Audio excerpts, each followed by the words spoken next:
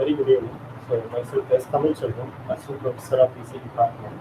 I'm in charge of IoT laboratory in my college, okay, so in Bangalore Institute of Technology.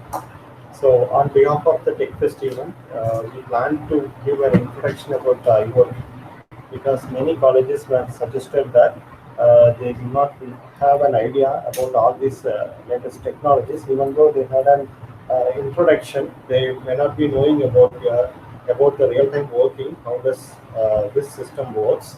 So that is the main reason why we have arranged this session. And this is all about to give an introduction as well as to do an smart city application within real time. Okay, so that I'm going to demonstrate.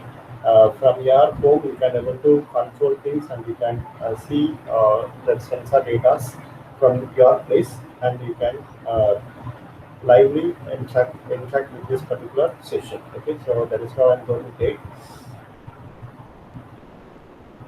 And what is IoT in the sense? In short, it is an connecting things. Okay, so whatever the things around you that may be connected with your devices, vehicles, or buildings, any other items that will be connected with your internet.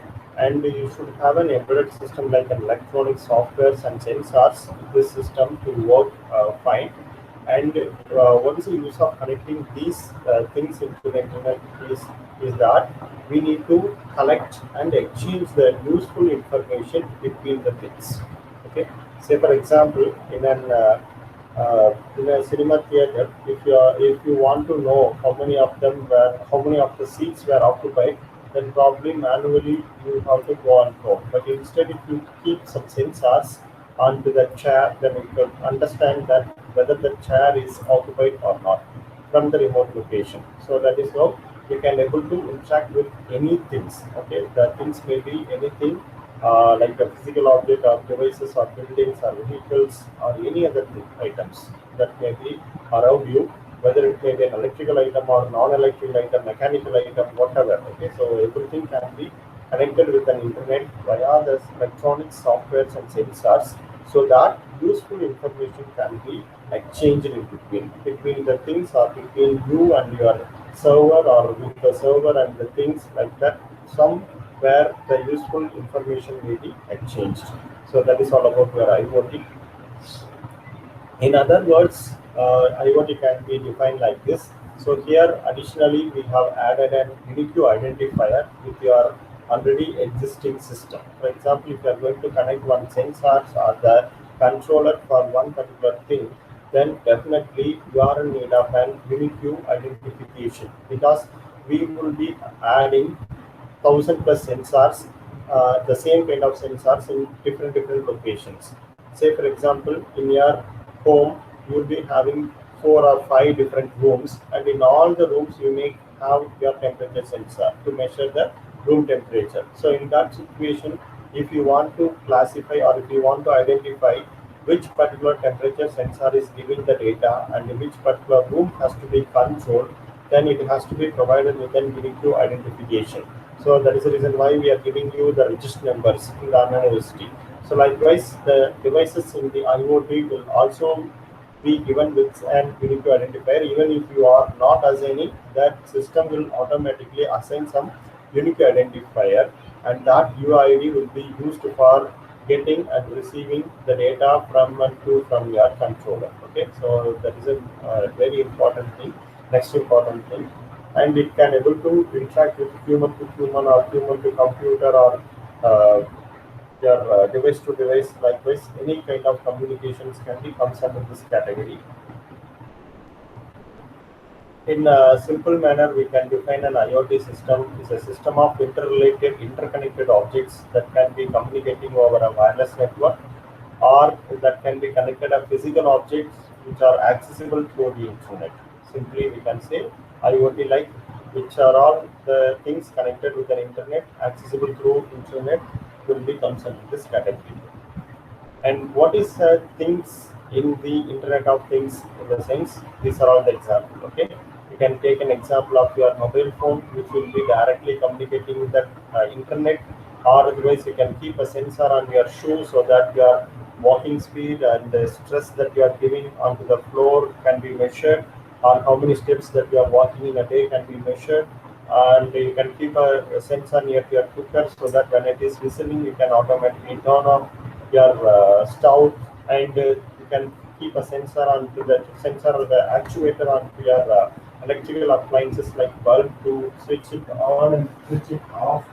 And you can have a sensor in your refrigerator to monitor the items inside, whether any inadequate items are available or not. Likewise, you can measure, and you can have a sensor in your bed light so that whenever there is an absence of sunlight, it automatically turns it on, and you can keep a sensor onto your washing machine so that it will know about the quality of your dresses and how long it has to be washed, and when it has to be turned it off, everything it knows automatically.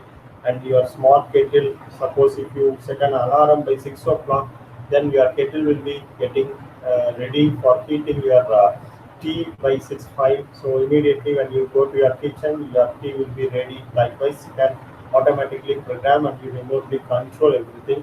And smart trolley like applications where whenever you're dropping an item into the trolley, immediately it fetches and it sends for billing, and it will calculate the amount and it will display it in that small display which is available.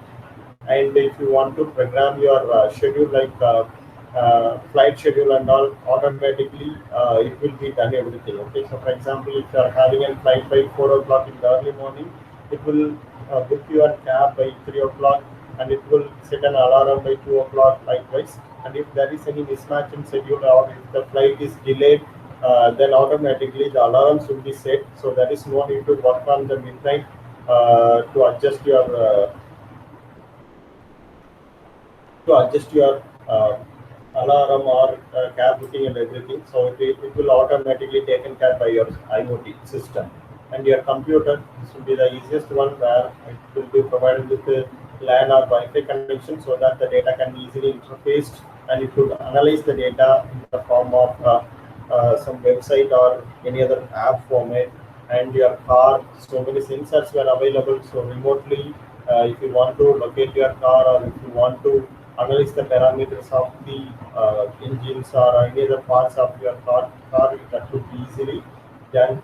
And your fan can be easily switched on and off, and depending upon the room temperature, the speed of the fan can be adjusted. So likewise, whatever the things day-to-day life that we are using can be easily converted into an Internet of Things item. So just by placing some appropriate sensor and the actuator into it, we can able to make them as an IoT things. Okay. And some of the famous examples of your things will be like a temperature sensor or the pressure sensor, humidity sensor, which will be attached with these things, will be making them to interactive with our remote location.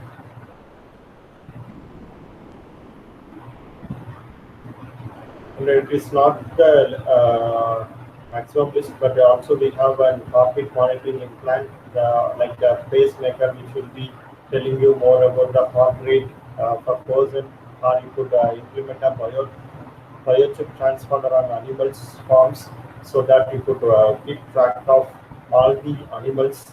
And automobiles will have built-in sensors already. Only thing is you need to connect with an internet, and your food or other items. Okay, so simply there's a things in the sense it is a hardware part and a software part.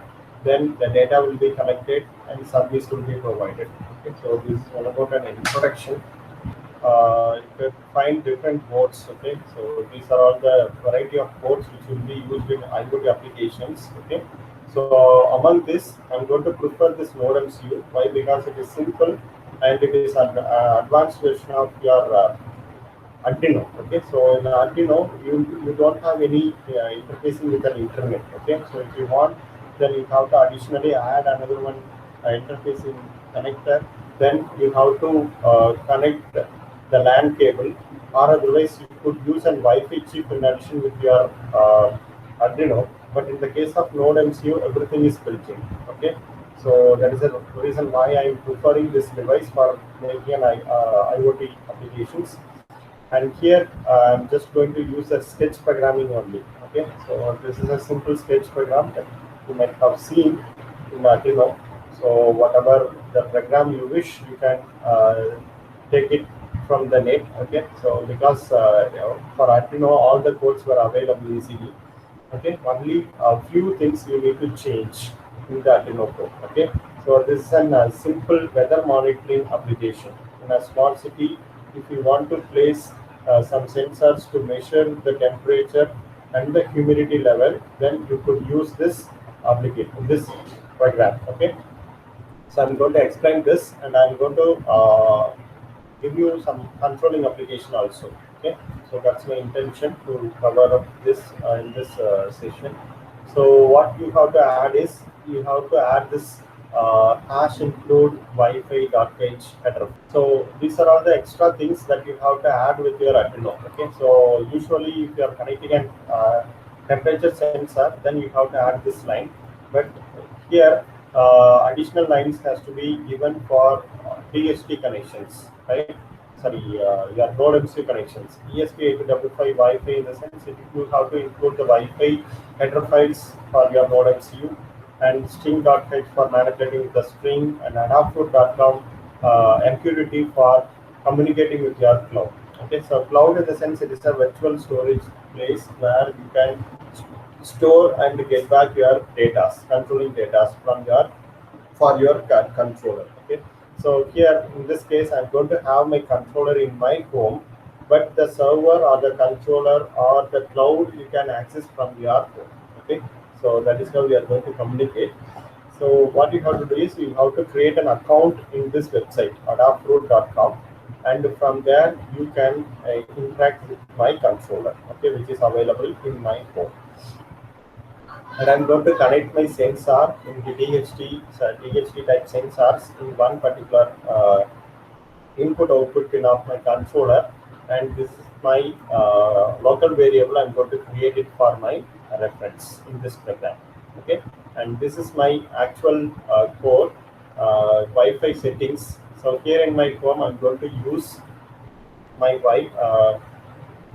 mobile phone hotspot as the Wi-Fi network. Okay, so I'm just typing my mobile phone hotspot name.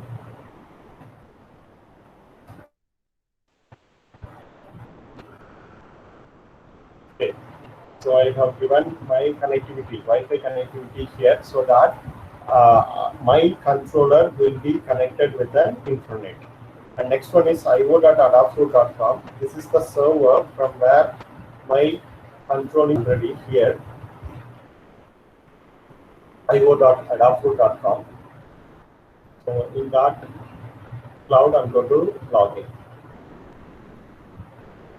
So your Gmail is also a cloud where you cannot interact with a controller, but you can interact with the system, right?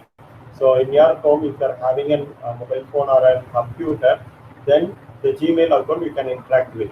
So the Gmail server may be available somewhere in other countries, but you can get your data, you can post your data, or you can whatever you want, you can interact with your data. Likewise, here also, instead of placing some simple data, I'm going to send the data from my controller. Okay, so here in this case, the data may be anything. So if I'm connecting a temperature sensor, my temperature will be on data. If I'm posting my image or photo, then image or photo may be my data. Okay, so here I'm going to log in with my existing username and then password. And if you are a new user, you just create an account from here. Okay, by clicking this sign up button.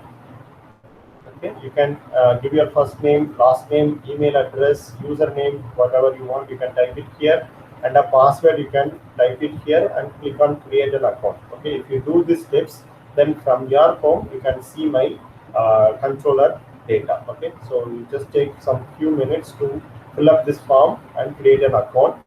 But since I have already had an account, I'm just log in with my account here. Okay, so I'm just going with my username and a password and click sign in. I already created an account. Since you are new, you can create from your location. So after 10 or 15 minutes, I'll ask your data so that you can interact with me. So here IO you have to click, and you will be finding some feeds and dashboards here. Your profile information will be available here. Okay, so I'll go in detail later, because since we are going to interact with the one-to-one, I'm just taking the most important parts along. Okay, and I have a YouTube channel also. So from there you can get more detailed information about all the clouds and the interfacings. Okay, no? So now as of now time being, I'm just going with the important aspects along. So click on my key here. So here username as well as the activation key will be available. So this is not your login username and a password. Okay, so this could be changed whenever you want. Okay, so just by clicking on this regenerate key again and again, you can generate a new activation key. By mistake, if you shared with some unknown people, then you can click on here to generate a new key, so that the old key will be disabled. Okay, so you have to copy this username and this activation key with your code here. Okay, so I already copied my username and the activation key. Okay, so this is my activation key. So better you copy paste, don't try to type. Okay, because it is very tough. It has all uppercase and lowercase and numerical characters. So please copy paste that. And then what you have to do is the username and keyword you have to copy from your account. Okay, and this is the common thing for all your adaptive kind of application. And this is the server name and the server port address in which your controller will be communicating with your cloud. Okay, so Sir, is that code same for everyone? sorry, Dorothy, I couldn't get you. Is that code applicable for everyone using the board or the program? Yeah, it is applicable. Only the changes you have to change these two credentials: io.username and io underscore key. Only these two things, if you change, then it will be connected with this particular cloud. And in your home, if you are having the controller, then you have to provide the Wi-Fi credentials here. In the row number 11th and 12th, you have to give the Wi-Fi credential. So like with my IoT is my mobile phone hotspot name, so which is there in my home. So if I'm giving these two credentials, my Wi-Fi network will be communicating the controller with my cloud. Got the point? Yes, sir. Got it, sir. Thank you. So next one is Wi-Fi client. So I'm going to create a local client here, and this, since it is an IoT kind of application, it is better to go with the MQTT protocol, which is the fastest and low cost protocol. So I'm going to create a client by using the credentials whatever I have given in the above. Okay, server port, username, and the key, everything I'm going to give. And next one is I'm going to create two local variables named as temperature and a humidity. Okay, so temp will be the local variable name, and here I'm going to connect with my cloud variable. Okay, so this is from the MQTT communication received from my server, and with the username and with this particular feed. Okay, so feed in the sense the variable in which I'm going to post my data. Okay, so here in this case it is a weather monitoring kind of application. So my controller will have the weather data like temperature and the humidity.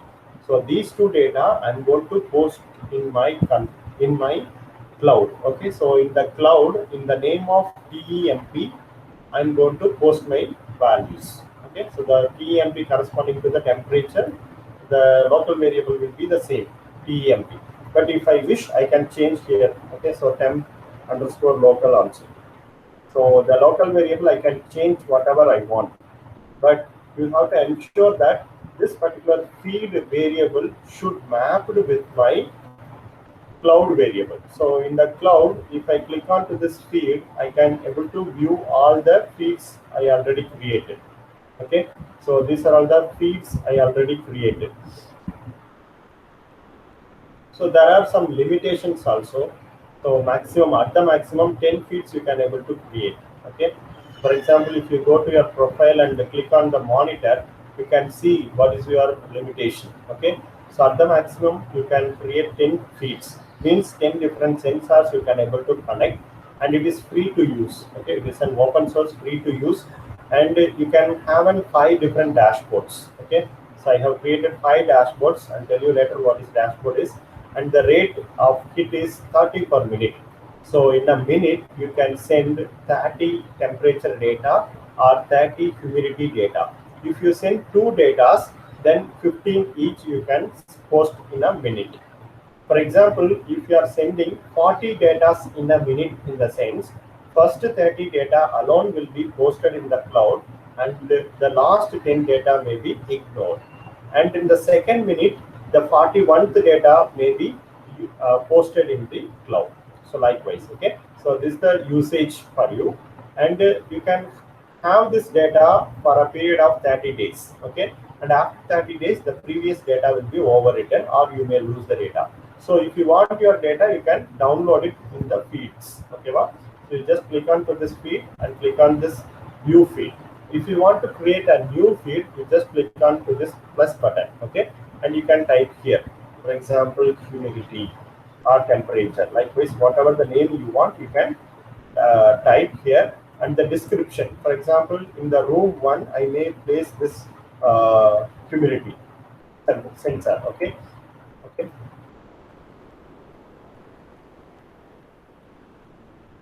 So in the room 1, I may place this first humidity sensor, or in the room 2, or in bedroom, whatever you want. This just a simple description which will be used to identify from which sensor it is coming, because you may have a 5 different temperature sensors. So in 5 different rooms it may come. Okay, so if you want to classify, you can have a small description. Then click on create. Since I already created, it is available here. Okay, so humidity is already I have created. And the next one is temperature. So this also I already created. If you are going to create newly, you just click on this new field and type the name here. This name should be mapped with this particular field NC. Okay, if it is a case sensitive, so you have to be very careful. Okay, so within this double quote, whatever you are typing, it is a case sensitive, and it has to be correctly mapped with the data available in the cloud. Okay, and this one is a black color one. Temperature is a local variable. This is up to you to decide. Okay, so you can use the same variable or different variable if you want, you can create, but the same thing you have to use it in the rest of the programs. Okay, and in the similar manner, I'm going to create another one variable, humidity. I'm going to map with the field HUM in my cloud. Okay, and these two things are going to be a published kind of data, because my controller has the data of the temperature sensor, and it is going to upload the data into the cloud. It is meaning that my IoT controller is publishing to the cloud. Okay, my Node MCU device is going to publish the data into the cloud. So this is my Node MCU. I'm going to publish the data into the cloud. Okay, and the Node MCU will have the pin format like this. Okay, it has GPIO pins, and another side on the other side you have some other pins like MOSI, MISO, serial clock, data kind of things. Analog pin is the only drawback here. Only one analog port is available, and GPIO pins are 12 in numbers. Okay, so that's in future. And here at the bottom you can see there is a reset button, and the right side you have a flash button. Okay, so for your programming. And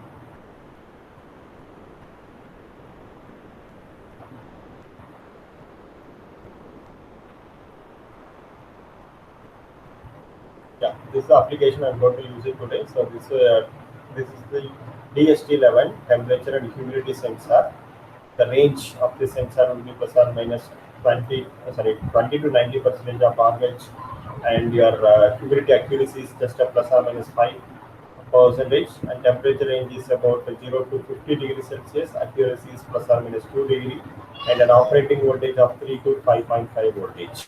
Okay, so these are the specification, and this is how you have to connect with your controller. So this Node MC is my controller, and in this pin number D0, I'm going to connect my center pin. Okay, so there are 3 different pins available.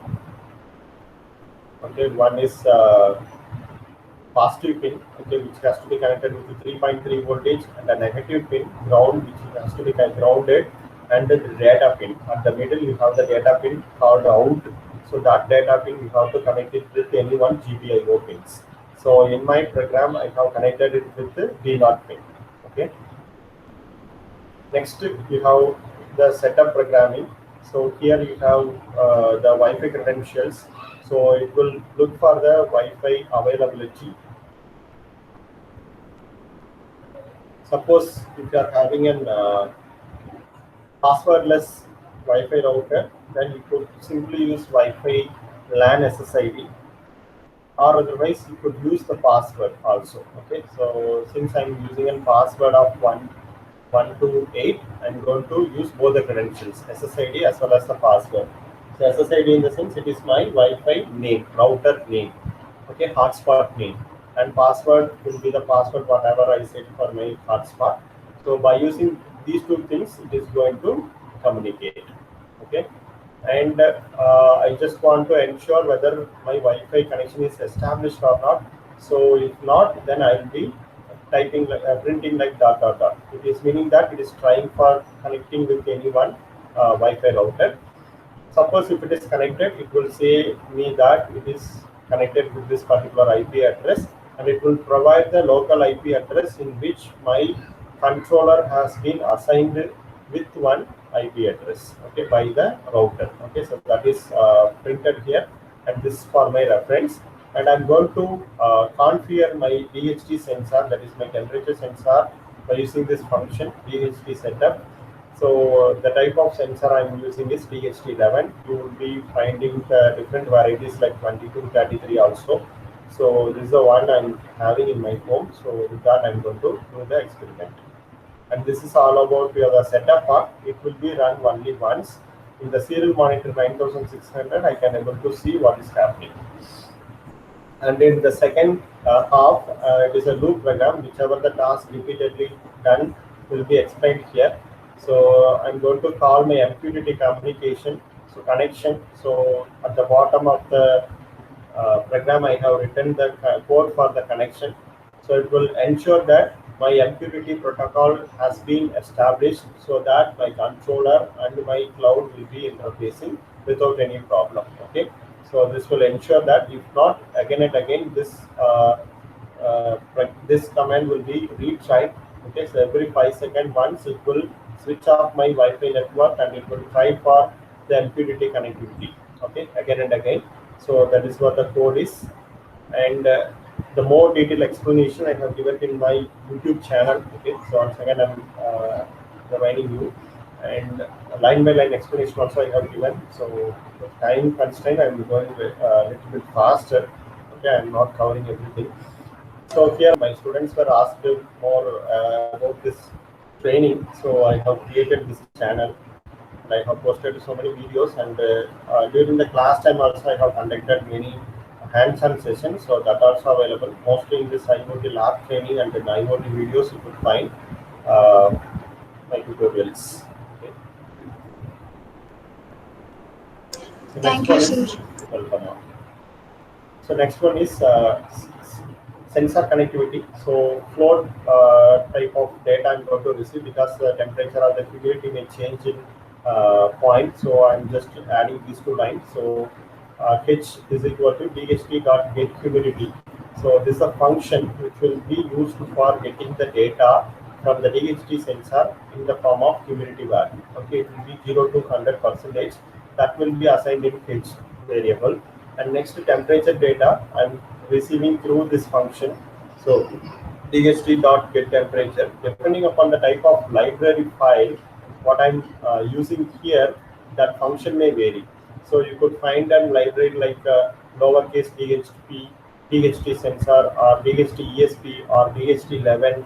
So different header files will be available from the GitHub. You can download it one write library, and proportional to that library, you have to use the write function. Okay, in one function they may use like get temperature with the sensor name or the sensor port address. So likewise, depending upon the type of header files, you may have different functions here. Okay, So, but if you use this function, it will get the temperature value and it will assign it in this particular variable. Okay. And for simplicity, I'm just adding some random numbers for your understanding. Okay, so these two lines are not mandatory if you are going to communicate with your real-time sensor. And if you don't have sensor, and if you want to test, then you can add these two lines instead of these two functions. Okay, well? So physically, if you don't have the same sensors with you, and if you want to work out this particular program line, then you can skip here. Okay, you can skip these two lines and you can use these two lines. So it will randomly generate a value between 0 to 100 and 25 to 40 for your temperature. Okay, so that's the meaning. And we have work both. So now it will be going to send the data to your cloud. Okay, so the reply what you are getting from your connectivity will be, that is your sensor connectivity will be printed in the serial monitor, and I'm going to type like temperature, and going to display the temperature value, and leaving a space tab between the temperature and humidity, and I'm going to display my humidity value. So these are all used for just displaying the values in the serial monitor. And these two lines are most important to communicate with the cloud. Okay, so here I have a publish command. So this is the local variable I already told at the top. So here we have created one local variable called temp, right? So in black in color and humidity in black in color. So those two variables I have to mention it here, and I have to add a command like publish. Now I'm going to publish my temperature and humidity data with reference to these two variables. Okay, so these two variables were mapped with my feed here. Okay, so feed of temperature and humidity here, so that it will be sending the data to the cloud. Okay, so to the Adafruit cloud. And I'm going to set a delay of 5 seconds because I'm going to send two data at a time. Okay, so two data in the sense my limit was 30 data per minute. Okay, so it may be also called as an hits. Okay, so either you may receive a control command from the cloud, or you may send a sensor data to the cloud. Both will be called as a hit only. But altogether 30 hits you can make it in a minute. So here I am going to use two different data. In a minute, we can send maximum 30 hits only. Okay, so 30 hits. Since I am sending two sensor data, 30 by 2 is equal to 15. Okay, so 15 temperature data and 15 humidity data alone can be sent to the cloud in a minute. Okay, so 60 by 15, 4 seconds it will come. Okay, so every 4 seconds I can able to send the data. But in order to ensure that every data is reached properly, I'm increasing my delay. Okay, so with the 5 seconds. So 5,000 in the sense 5,000 milliseconds actually. So delay in the form of the milliseconds. So 5,000 in the sense every 5 seconds I'm going to send my data. Okay, but my threshold limit will be 4 seconds. But below 4 seconds, if I'm giving the delay, the data will be sent, but it may not be stored in that cloud because of the restrictions provided in the Adafruit cloud. Okay, so 4 seconds in the sense 30 hits may be reached. So in order to reduce the number of hits, I'm just making the delay as 5 seconds. Okay, so that's all about the programming. Now what you have to do is you go to tools and you have to choose the board. Okay, so the board name will be Node MCU 1.0. So how to include this board and how to install this board, everything I have explained in the tutorial. Okay, so in my YouTube channel, this will be available. Okay, so in IoT, if you go, so I have explained here how to install the latest version of your Arduino software and how to install the ESP8266, that is your Node MCU board in your Arduino. So both the things I have explained here. You just follow these steps, and whatever the version of the ESP8266 I have mentioned, you please rightly install. Even if there is an advanced versions are available, you please avoid that, because whatever the version I have mentioned here, that is the stable one. Okay, If you update with the latest one, then instability will be there while uploading some kind of programs. Okay, some live programs we have done. Many applications in industries also we have given this kit also. So Okay, will so it we have run this. on Windows 7 series? Yeah, it is available. It is available for all the series, ma. Windows 7, Windows 10, for everything it is available. But I'm explaining you, I'm just mentioning that you have to rightly choose this Arduino version. Okay, so Node Arduino programming version is 1.8.9 or 1.8.12, and the Node MCU board version should be like 2.5.0. So if you click on this board manager, you can see what version that I have installed. Yeah. So at the top you can type like ESP8266, give enter. So this is the version I told, right? So ESP board version 2.5.0.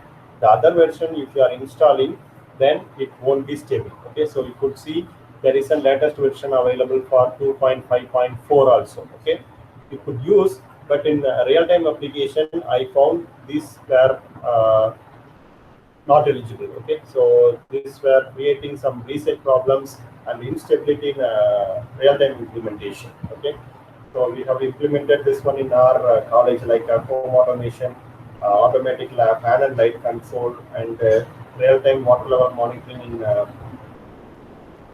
one aero block. And also we have implemented an RFID based attendance systems, RFID based temperature monitoring, automatic temperature monitoring, like this. So many applications we have built. Okay, so we realized that after doing so many real-time projects, we realized that the latest versions are having some instability. Okay, so that is the reason why I have created this tutorial in YouTube. So you have to rightly follow the steps. Okay, otherwise in real-time applications you may fail.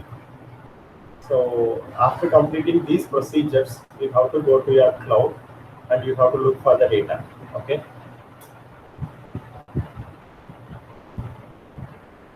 So now click on to this my key. So Araku IoT.lab Araku.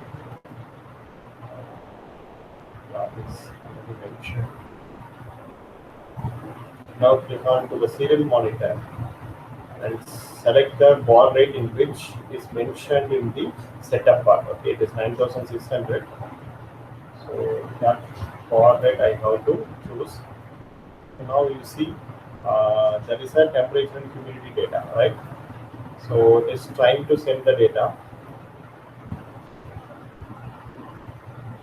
Is it visible? So sending data, the temperature will be 33 and humidity will be 38. But it is not successfully reached the cloud. So that is a command showing timeout. Okay, so this is not successfully sent. If it is successfully sent, it will be receiving like OK.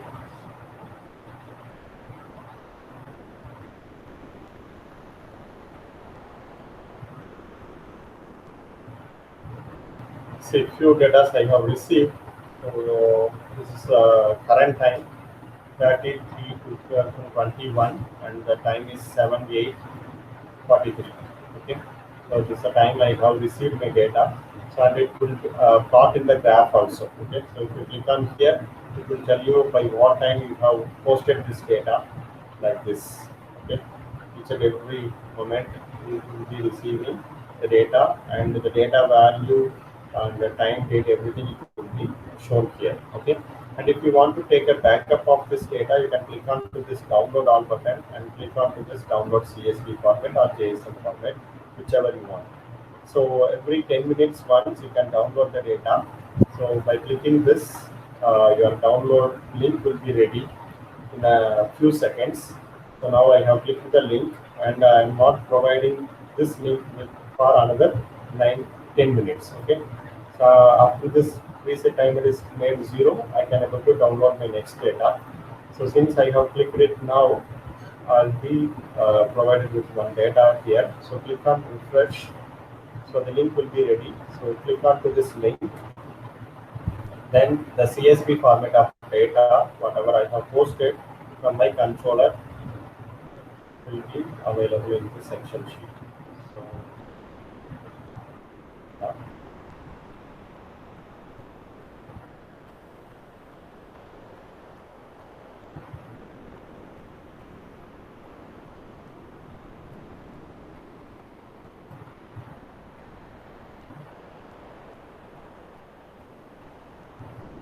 since my RAM memory was very low, I should not open many applications in parallel.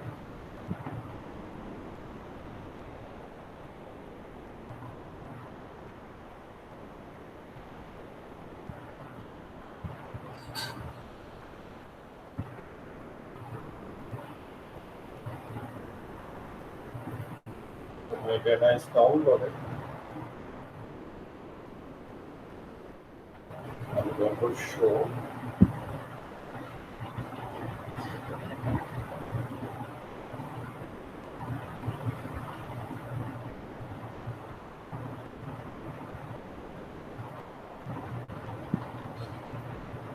So this is how you can see your data.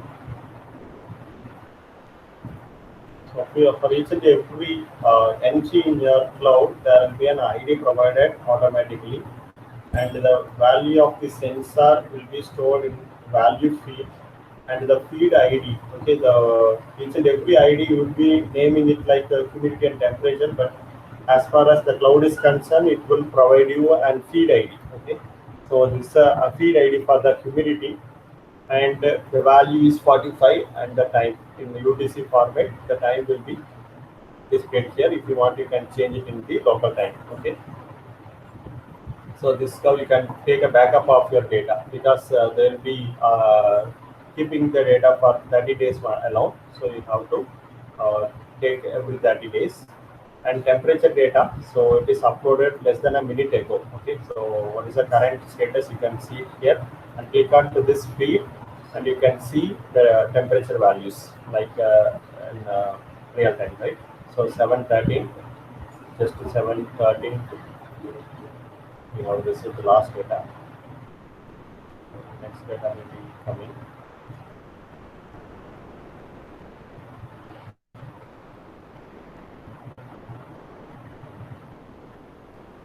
See, you have received, right? So 7:13, 4, 9. Even in the millisecond, you can see the data entry. Okay. Suppose if you add some location in which the sensor is available, that location will also be added here. Okay. So you can keep track of your data. So this is one thing. Okay, you can see the real raw data in this format. But in an interactive manner, if you want to show your data, then you can click onto this dashboard, and you can create any one dashboard here. So since I have created at the maximum of 5 dashboards, I'm not allowed with view dashboards. Okay, so you click on to this view all, so that all the dashboards will be listed here. If you want new data, new dashboard, then click on to this plus button and create the new one. Okay, and the name of that dashboard, you can keep anything. So these dashboards will be mapped with any one of the feeds available, or all the feeds available in this cloud. Okay, so here TechFest is a dashboard I have created. So I'm just clicking onto this TechFest. So inside which I have three different data. Okay, so one is my humidity, and next one is my temperature, and third one is my controlling button. Okay, so you can see this humidity, which is exactly equal to that of the data I'm receiving in this serial monitor. Okay, so 3726. So this is a new data, and next one is 2724. So see, in real time I can able to visualize, right? So this is in the COM port. Okay, this COM port is available in my Arduino Sketch, and this one is available in the Globe, right? So suppose in your place, if you created an account and if you are sharing these two credentials, I will be sending these two data into your cloud. Okay, if anyone is willing to interact now, you please copy these two statements like username and the activation key in the chat box.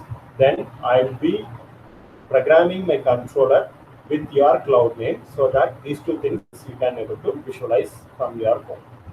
Okay, so if you are sharing these two credentials for your government, then from your place what is the temperature and humidity can be easily posted. Okay, so likewise in all over Tamil Nadu, if they were keeping this temperature sensor, then for the weather report they can able to easily get in all part of the state. Okay, so likewise you can use it for any other applications also. In all 5 rooms of your home, if you are placing this sensor, then you can analyze the temperature values and the humidity values in your home. Okay, so how to create this feed? In the sense, you have to click onto this downward arrow mark and click onto this create new block. Okay, so then you will be provided with the different blocks. So like toggle button, reset button, slider, gauge, text, image, line chart. Likewise, you will have so many feeds that also I have explained in the YouTube channel. You just watch it. I have selected this gauge. So click onto this gauge and you have to map with the variable in which my data is available. Okay, so the gauge may be linked with my humidity. Okay, so I have to click onto this humidity and click next step, and then here you have to type a block name. Like at this top left corner you will be seeing one name, right? So likewise you can have a name here, humidity. Okay, even for a single variable you can have a number of blocks also, it won't stop you. And what is the gauge minimum level? In some situation your humidity value will never come below 50, like in Ooty kind of place, you cannot get an humidity less than 50. So in that situation you can keep the minimum value as 50, but in our place it may be falling down to 0, so we can start from 0. So if you are increasing this level, in the sense you can accurately watch what is the changes happening. Okay, and since to get a real-time data, I'm just giving a random function so that it is continuously changing. If I take a real-time data with a sensor, then it will never change, right? So over the period of half an hour or 1 hour, it won't change. So that's the reason why I have added a random function. So the minimum value will be 0 here and maximum humidity value will be 100. And gauge width, the width of this gauge you could increase up to 70 pixel. And the gauge value label you may change. So humidity always will be represented in percentage. So I can change the label as percentage. And low warning, suppose if it falls below 40, I need to get an indication, in the sense I can set it here. And high voltage, high value warning, if it is above 80, in the sense there will be a chance for raining, heavy rain. And if it is below 40, then the water, it may be sunny and you are getting so many disturbances, right? So likewise you can have your upper and lower warning. And in decimal place, if you want, you can change, you can show the icon, and this will be there in the YouTube channel. Please watch it. And next one is test value. If I by default what value it has to display before the sensor is connected, I can give it here. So if it is below 40, it will be showing in red in color, because the lower threshold limit I have set it as 40. And if I set like an 85, it also crossing the upper threshold level. And in between the threshold level, if I set any value, it will be shown in green, right? So likewise, you can have any values. This is just for testing. Okay, before a sensor is connected, what value it has to show, it will display. So then click on to this create block. Okay, so this will show again a humidity. Okay, so this is hum I already created, and this one is humidity. Okay, and if I don't want any block, I can click on to this edit and click on to this settings button. Then go here and you can edit whatever you want. Okay, so you could change the reference to temperature instead. So previously I have communicated with the humidity. Now I can communicate with the temperature. So click on to this temperature and click next step, and change whatever you want and update the block. Now it will display the temperature instead of humidity. Even though the name was humidity, it will display the temperature because I have mapped with the variable temperature. Or if I don't want this block itself, then I can click on to this edit block, and don't forget to click on this save layout. Okay, otherwise your changes may not be saved. Okay, so whatever you want, you can change it here. You can even align your gadgets blocks. So temperature, humidity, and my button. So like this, I can arrange and I can click on to the save layout. Now I can watch my humidity, temperature, and the light control button. Okay, so this is how it will be looking like, and this is all about the Adaptors Cloud. The more detailed explanation it is available in my YouTube channel. You please, if you want to interact with me now, you please share your credentials. Okay, share two things. You click on this my key and share this username and the activation key if you want. Then I'll be sending my data to your controller. Okay, thank you then. Thanks for your listening.